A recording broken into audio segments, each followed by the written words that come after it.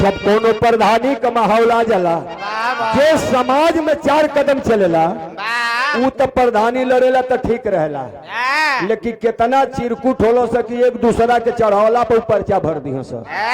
नतीजा ये निकली कि घरहू का उठवा ना पई हस कि चल मर दे हारब चाहे जीत प्रधान जी तो 5 साल का है वो तने में खुश रही है।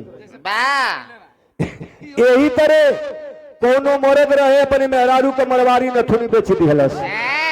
कहलो कि कहो नथुनिया काहे के बेचत ह? कहले रे पगली प्रधान बन जाई तो तोके कोई गो मरवारा नथुना बनवा दे।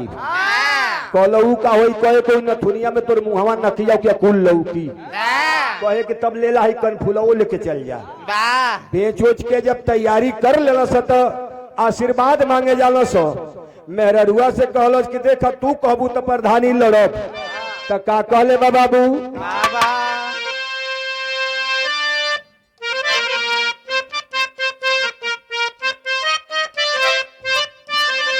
पौले हवा इहे बात कहलस कि अरे कह तू तो लड़ती, अरे कह तू तो लड़ती पर धनिया रे धनिया कह तू तो लड़ती।